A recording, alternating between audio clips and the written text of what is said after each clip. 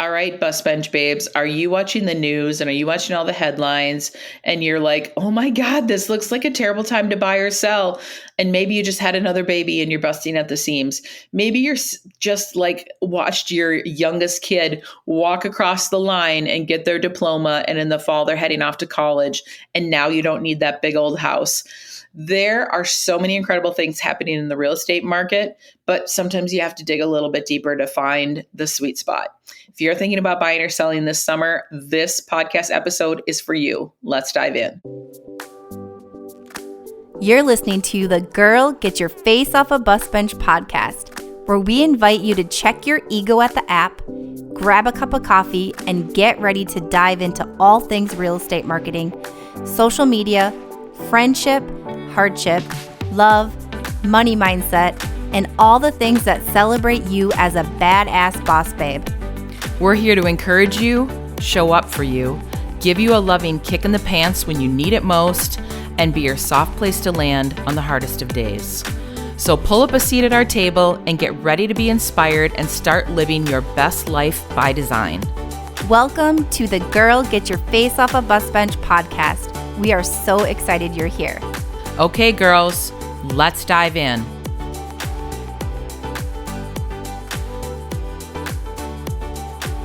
Hey, Best Bench babes. Thanks for being here. Beth doing a solo episode, and we're talking all about summer real estate predictions. This is something that I get questioned on all the time. Everywhere I go, when anyone finds out I sell real estate, the question is, Beth, how's the market? Or Beth, what are interest rates doing? And so let's just kind of dive right in. This episode, we're doing hyper-local Twin Cities market because that's what I have stats for and access to. But I'll just do some like little high level kind of FYI about other parts of the country. But overall, let's talk about what's happening in the Twin Cities. So interest rates, it's a question I get all the time. And interest rates are just kind of not doing a whole lot of anything. They're hanging out there in like the mid to high sixes. And, you know, there'll be a little bit blip up for a couple of days, and then there'll be a blip down for a couple of days. The biggest thing I'm telling buyers right now is just talk to a lender. We've talked about this on the podcast before, the money mindset issues, and just, you know, from how I was raised. And I don't know that I am super unique in how I was raised with like being a single, you know, raised by a single mom. And so I think money scarcity and just like kind of like angst around the idea of money, I don't think that that's unique to me. I think that's the story for a lot of people. So I always say, just like, let's rip off that Band-Aid. If you're thinking about buying, let me connect you with a trusted lender. And once I meet with you, I usually have a really great idea of which one of my lenders would be a really good fit for you to work with. And have that conversation right away. There might be some credit things you have to fix. You might need to save a little bit more money. You might need a little bit more time on the job. But just knowing all of those things and then getting a plan in place with the lender alongside with what our real estate plan is going to be is going to be paramount. And then you can be like, oh my God, that wasn't as bad as I thought. Pop back to Christy's episode, like a month or so ago, 6 weeks ago, where she talks about like the scariest phone call that she made. And it was all about the fact that she was terrified to make the phone call to get her financing set up for their properties up on the North Shore. And just getting a loan in the past had been a little bit tricky because it's when she was a photographer. She's still a self-employed person, an independent contractor, but like that's always sort of been a story all along, and it's really stressful. So like, let's go back if you need some like encouragement. That's a really great podcast episode all about just like pick up the phone and make that phone call. You might be pleasantly surprised. But that's why I say pick up the phone and call a lender. Same, you're probably going to be pleasantly surprised. So get your financing dialed in and really focus on what you can afford today at today's interest rates. I think that's the biggest thing. Yeah, everyone could afford way more house if interest rates were back in the 3%, but that isn't going to happen anytime soon. if ever. So buy the home that you can afford today. And then if and when interest rates come down, you can always refinance. But then the great thing about that is that then at that point, you'll be saving money every month. Great. And then number two, when their interest rates go down, the demand goes up. And then likely your home will be worth more money. So you'll have a lower payment and you'll be likely sitting on more equity. So who doesn't want that? That's just a win-win. But that's not what's happening right now. So today, just get pre-approved for the number that you're really comfortable with. Something interesting I saw a couple of times last year is clients, let's say younger clients, like clients maybe in their 30s, where their parents are sort of like front loading their inheritance. And instead of the parents' money not performing exactly how they want it to in the market, they'll take the money, pay cash for the house. The kids own the house. Kids, we're talking about 30-something-year-olds. And then the kids have a repayment plan with mom and dad that's at an interest rate likely better than what the market interest rate's at. So that's really cool. And one of our clients, like I'm really good friends with the mom too, and she said, we just really want to be able to see the kids enjoy a house. And then the kids were pregnant with their first baby. They're busting at the seams in their townhouse. They need to buy a single family house.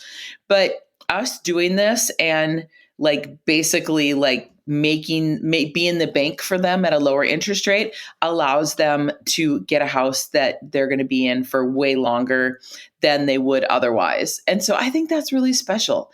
I think that's really cool when the parents have the means to be able to do that. They can see their kids enjoy that phase of life, not struggle, and be able to be in the house that they're going to bring probably more than one baby home to. So if that's a situation, that is a reality for a lot of people. So, that's just something that's like an outside of the box thinking thing, but it's worked for a couple of my clients last year. And I've heard several other agents talk about yeah, I've seen that too. And how cool is that to be able to essentially buy more house and have and be able to have a house that is like the entertaining house and your family can come and enjoy it with you. Let's talk about what's happening in real estate in terms of how offers are being put together and what we're seeing for different types of loans. And always keep in mind, real estate stats are lagging. They're always lagging indicators because we just can go off of what happened previously. We don't have a runway or that crystal ball into the future to see what's going to happen going forward.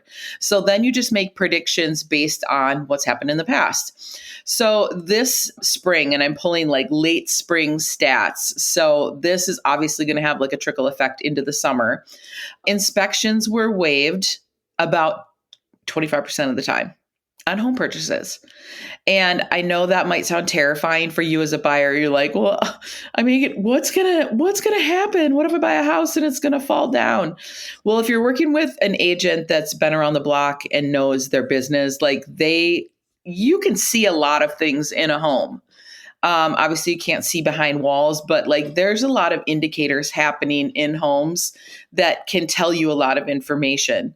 Maybe the home is located in an area where it requires the pre-listing. In the city of Minneapolis, they call them TISH, Truth in Sale of Housing Inspections, where the seller has to have a third-party inspector come in and do an abbreviated inspection.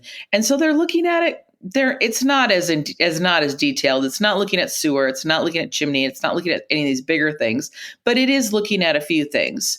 Has the home been updated and have proper permits been pulled? Did you know that you can either Google different cities or you can call the city and ask for a list of permits pulled on a property? Many cities just have that online where you go on and it's the history, permit history, and you can type in the address of a home and you can see when the roof was done, when a kitchen remodel happened. So as long as the proper permits were pulled, all of that should be recorded with the city. Well, would that give you more peace of mind knowing that a city inspector looked at something? So skipping an inspection is not for everybody. Is it risky? Yes. Do I love when my buyers skip inspections? No. Are there ways around it to get creative with your offer? Absolutely. And that is where an agent that has been in the business a long time can help strategize to make your offer be competitive, especially if it's in a multiple offer situation, but also not push your comfort threshold, right? It's like, I want you to be able to buy a home going, yeah, I feel really good about this. We put our best effort forward. And if we get the house, great. And if not, it's likely not the one. And we're going to find the perfect house. But also not pushing your risk threshold so much where you're having sleepless nights. I never want that. I never want any of my clients to feel like that. So we've got strategies. We've got a lot of strategies. So if buying is something that's on your radar and you're looking in a really competitive area, we've got strategies for all of that. Pre-MLS sales. We've talked about this on podcasts. We've talked about this on social media. This spring, our team has had 4 off-market sales. And while that might not work for everybody, and some people just simply want the bragging rights. I put my house on the market and we got 10 offers in 5 minutes. Well, 10 offers in 5 minutes isn't really the norm right now. We had one property this spring that had 12 offers. That's not the norm. The average house is sitting on the market longer. We're going to get to that. So are we going to see mega multiple offers? I don't know. Is convenience and is not completely prepping your home perfectly for sale, is not having to show your home, not having to keep it like spit shined when you have little kids and pets, is that more important to you to be able to get a top dollar sale, a dollar amount that you're comfortable with? More important than going on the market and having just showings whenever the buyers want to see it? Everybody has a different threshold for this, but pre-MLS or going off on the off-market sales are a thing. So if that's something that's interesting to you, I had a gal pal reach out and she said, I have another friend in real estate and I really don't want to work with that friend. I really want to work with you. But I think if she finds out that my house goes on the market, my friendship will be in jeopardy. So she's like, is there a way to sell my house off market? There is. And we're working on it. How are people paying for houses? These stats might surprise you a little bit. 15% of the sales in May around the Twin Cities were cash. 73% were conventional financing, which could be a range of like 5% down all the way up to 20, 30, 50% down. FHA is typically financing that it's government-backed financing. And so the lender is a little bit more stringent on the condition of the house than they are in the condition of the borrower's credit. So if someone has maybe credit that's a little blemished or not perfect, that is where FHA financing is really going to shine. And I don't think that you should be penalized for having bad credit.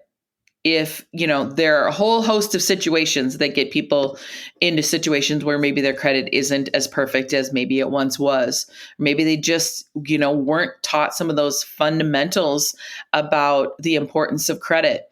Well, having a home and making on-time payments, you might start out with an FHA loan, but if you're in your home and you're making your on-time payments and you're paying down all your other debt at the same time, likely your credit is going to go up. And then maybe next time around, you're not going to be doing conventional financing or not going to be doing FHA financing. You'll be doing conventional financing and maybe get a little bit more competitive interest rate. But there are loans out there for everyone. The number that is a little sad and surprising is VA loans in the Twin Cities only make up about 3% of the home purchases in the spring. And that's a little bit disappointing. So, the Twin Cities is not like doesn't have a huge military presence like some other parts of the country have. I just hope that if you are listening to this and you have any VA eligibility, and if you have served your country and have, basically risked your life, that you will consider a VA loan. no mortgage insurance. They're government backed. Again, the lender is a little bit more stringent on the house. There are so many awesome benefits out there for veterans. So if you are a veteran, reach out. I will put you in touch with a lender that will be great at helping you navigate the whole system and taking advantage of all the eligibility that you earned and you deserve. Purchase price to list price. Average in the month of May in the Twin Cities was 101.8%. So the average house in the Twin Cities, assuming that it's priced correctly, is selling for over asking price. And now you're going to be like, well, Beth, I'm seeing price reductions all over the Twin Cities. You might be seeing a lot of price reductions, but when we're doing an average, that means there's a lot of houses selling for more than 101.8% over asking. And then there's one selling for less, but the average is settling at 101.8% of purchase price versus the list price. So what does that mean? That means that you have to price your house correctly. It's super, super important. There's some areas and there's some neighborhoods in the Twin Cities that are just always more popular. The homes sell in multiple offers. And then there's some areas of the Twin Cities where homes just sit longer. It's just a fact.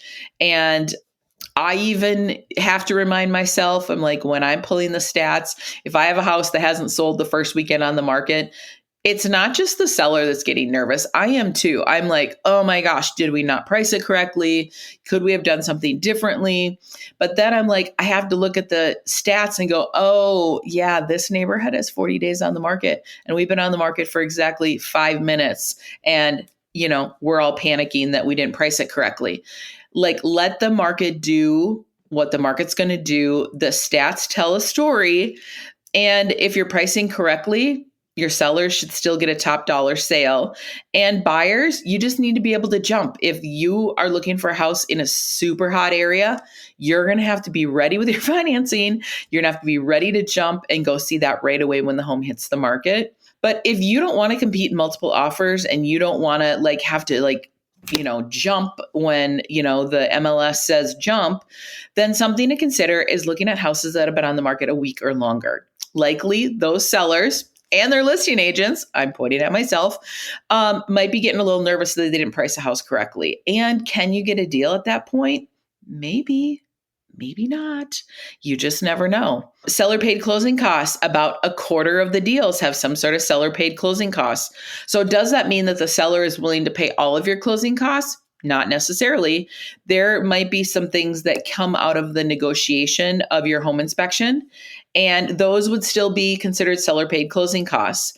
If the seller is willing to give you some sort of contribution that will help you pay towards closing costs, and then you as the buyer get to bring less money to the closing table. So the stats don't tell me what they only tell me the percentage. A quarter of the deals had some sort of seller paid closing costs. So that's still a thing. There's going to be caveats to that, though. If you are wanting to buy a house in a super competitive neighborhood and the home is in mega multiple offers, you likely are not going to be able to negotiate seller paid closing costs. So it's definitely going to be a case by case, house by house. Every deal is going to have different nuances. And that's where working with a really seasoned and full-time agent that's in the trenches day in and day out is going to be key to your success. Here's some other stats that might surprise you. Escalation clauses have been used 9% of the time. Escalation clause means a home is maybe in multiple offers, usually in multiple offers. Let's say the seller's offering the house for $300,000. And you're like, well, I would pay up to $325,000, but I really don't want to if I don't have to. So then maybe you would offer $310,000. And you would write your purchase agreement as $310,000. And then in the additional lines on the purchase agreement, you would write buyers willing to pay X amount of dollars, maybe $1,000, maybe $2,000 or $3,000 over the next highest net offer up to a max of $325,000. So that means you wrote the purchase agreement at $310,000. Seller's asking $300,000. You wrote the offer at $310,000 because it's in multiple offers and you really want this house, but you would be willing to pay up to $325,000.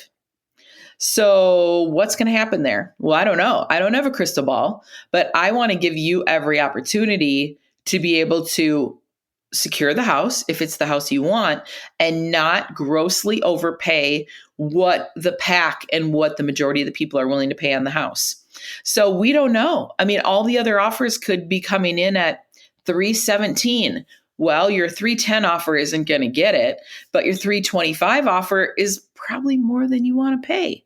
So then I always say you got to be willing to pay up to that 325. So the number might land at 310, it might land at 325, but likely it's going to land somewhere in the middle of that. But then you're not going to be paying way over what the majority of the people are willing to pay. So escalation clauses are a really good tool, but the big caveat is you have to ask the listing agent, are you guys willing to entertain escalation clauses? Some sellers and some listing agents are like, nope. Bring your A game, bring your best offer, and let's see what sticks. But the ones that are willing to entertain the escalation clauses, it's going to be a really big benefit to you as a buyer. Appraisal gap coverage. This means that appraisal gap coverage was in 17% of the deals. That number is surprising that that's almost double what escalation clauses are. So what that's telling me is that appraisal gap coverage is giving sellers more peace of mind. And so what that means is, let's use the $300,000 scenario again. So the house is listed at 300. You secured it at 310. Well, now there's like a $10,000 gap. And even at 310, you just don't ever know if a house is going to appraise. You know, a listing agent, a good listing agent, they're going to do their homework frontwards, backwards, inside out, upside down. They're going to look at all the comparables. They're going to really, really have an educated opinion about what the home is worth. What if an appraiser comes in I've had appraisers come in from Wisconsin where they can do appraisals anywhere. Someone from Wisconsin comes in and they have no idea the nuances of the neighborhood. They're not looking at any of like the specialty things. Like, you just don't ever know. And I've seen appraisals go sideways. So what if the appraisal comes in lower than your 310 purchase price? And now there's a gap. What if the appraisal comes back at 300, the original list price? Well, now there's a $10,000 gap that you said you would pay 310 for the house as a buyer. And the sellers now have it in their mind, well, we want 310. So who's going to make up that $10,000 difference? That's where appraisal gap coverage comes in play. So you could write into your purchase agreement, the buyer is willing to make up any gap, or buyer's willing to make up a gap up to $5,000. Let's say the house is listed at 300 and you wrote your offer at 310, but the appraisal comes in at 306. Well, now we only have a $4,000 gap. And maybe you wrote in your purchase agreement that you were willing to cover the gap up to $5,000. Well, instead of the whole $5,000, you are going to be making it up by $4,000. So that's giving the seller peace of mind that they are still going to get, at the end of the day, they're still going to land as close to the final purchase price as possible. So 17% of the deals had some sort of appraisal gap coverage. Cancellations were only 4%. So that's really nice and low.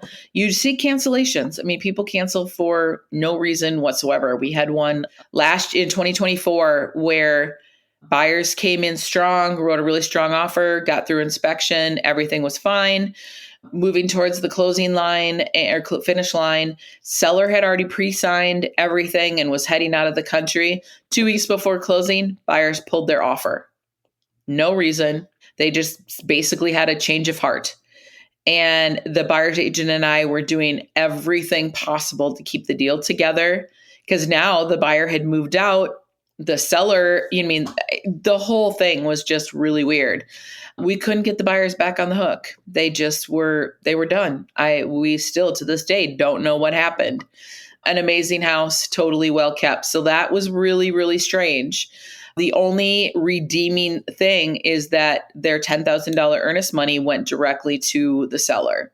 So when the buyers backed out, they were through all their contingencies and they forfeited their earnest money. So that was the only thing. But then all of a sudden we're back on the market, and we did, new photos when the house was vacant and had it virtually staged, and now we're doing open houses again, and we're doing all the things.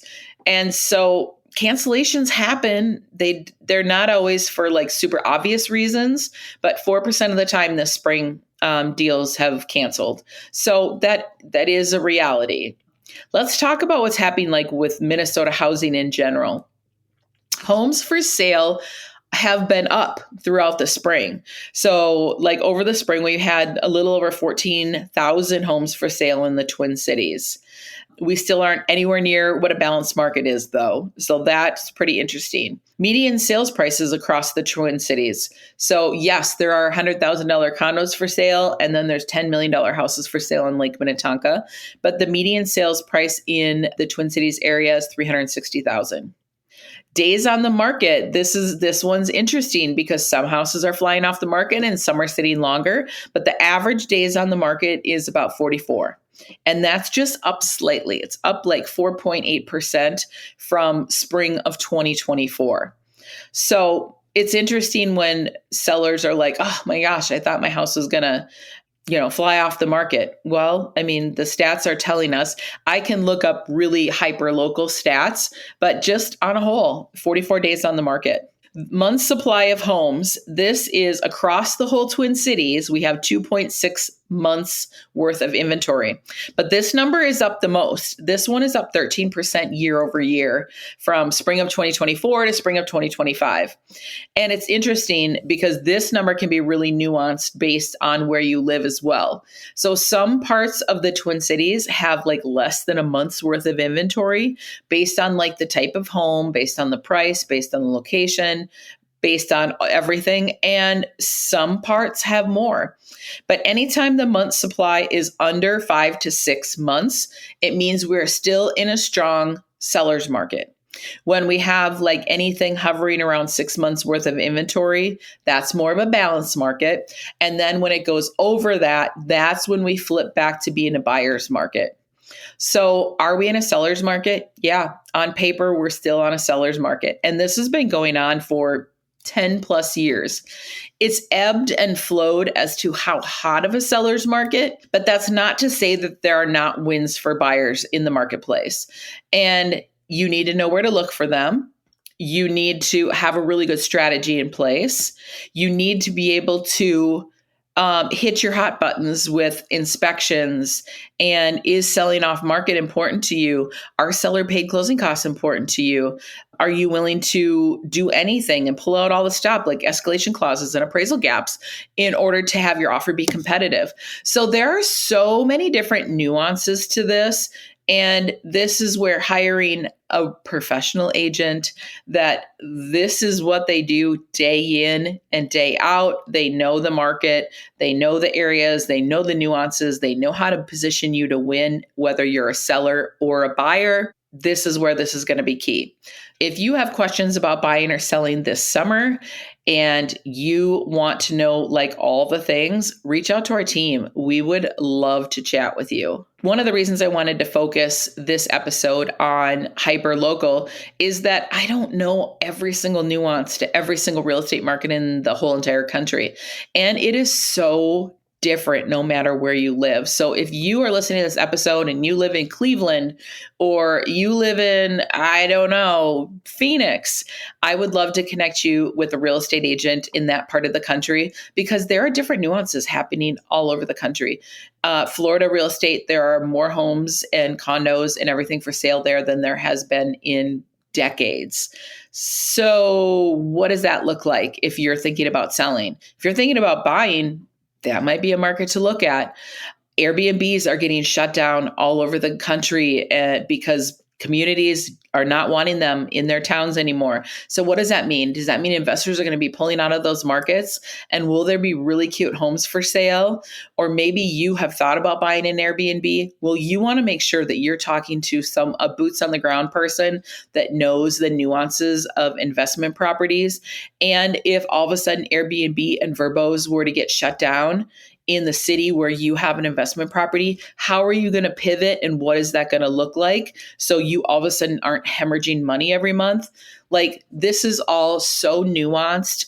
And there are so many different things happening all over the country. So that's why getting a professional involved is so important.